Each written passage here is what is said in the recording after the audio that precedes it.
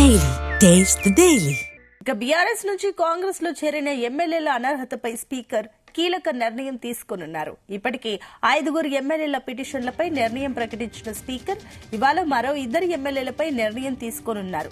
ఎమ్మెల్యేలు కాళే యాదయ్య, పోచారం శ్రీనివాస్ రెడ్డిలపై అనర్హత వేటు పడుతుందా అన్న దానిపై ఉత్కంఠ నెలకొంది. మధ్యాహ్నం 2:30కు ఇక తీర్పు వెలువరించనున్నారు స్పీకర్. ఓవరాల్ గా బీఆర్ఎస్ నుంచి కాంగ్రెస్ లో చేరిన ఎమ్మెల్యేల అనర్హతపై సుదీర్ఘంగా విచారణ జరుగుతోంది.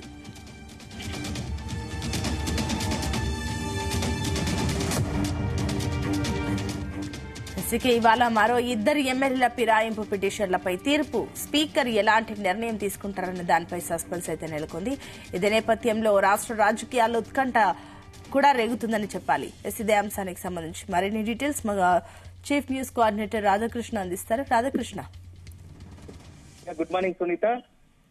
పార్టీ మారినట్టు ఆరోపణలు ఎదుర్కొంటున్నటువంటి ఎమ్మెల్యేలకు సంబంధించి స్పీకర్ మరొక 2 ఎమ్మెల్యేల విషయంలో ఈ రోజు తీర్పు బీఆర్ఎస్ ఎమ్మెల్యేలు కాంగ్రెస్ పార్టీలోకి మారాలని చెప్పేసి అనర్హత వేటు వేయాలని చెప్పేసి బీఆర్ఎస్ ఇప్పటికే స్పీకర్ కు ఫిర్యాదు చేసింది. ఇప్పటికే ఈ సంబంధించి మొత్తం వ్యవహారం కూడా సుప్రీంకోర్టులో విచారణ దశలో ఉంది. ఈ నేపథ్యంలో ఇప్పటికే పలువురు ఎమ్మెల్యేలకు సంబంధించి క్లీన్ చిట్ ఇచ్చాగా మరొక 2 ఎమ్మెల్యేలకు సంబంధించి ఈ రోజు స్పీకర్ నిర్ణయం ప్రకటించబోతున్నారు. ఇక మరొక ఇంట్రెస్టింగ్ ఏంటంటే మొత్తంగా మరొక 2 ఎమ్మెల్యే దానం నాగేందర్, కడియం శ్రీహరి విషయంలో ఏం జరగబోతుందో అనేది కూడా మొత్తం రాజకీయ వర్గాలు ఒక ఆసక్తి నెలకొంది. సో దాదాపుగా గతంలో ఇంత ముందుకు ప్రకటించినటువంటి ఎమ్మెల్యేల విషయంలో ఎలాంటి తీర్పును ప్రకటించారు, ఇప్పుడు ఈ కాళే యాదయ్య అదేవిధంగా బాన్సువాడ ఎమ్మెల్యేగా ఉన్నటువంటి పోచారం శ్రీనివాస్ రెడ్డి విషయంలో కూడా స్పీకర్ అదే నిర్ణయం ప్రకటించే అవకాశం ఉంది. పార్టీ మారినట్టు ఎక్కడ కూడా ఆధారాలు లేవు. వీళ్ళు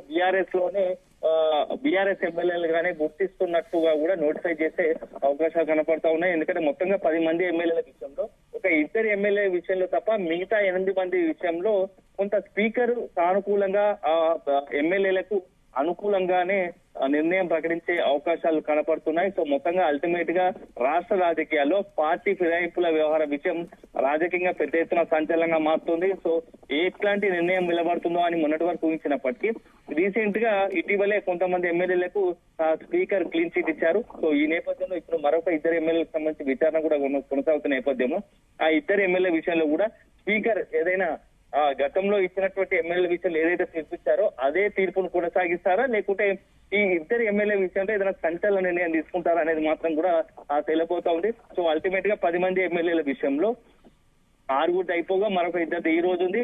2 ఎమ్మెల్యేల విషయంలో స్పీకర్ సంబంధించి ఇప్పటికీ కూడా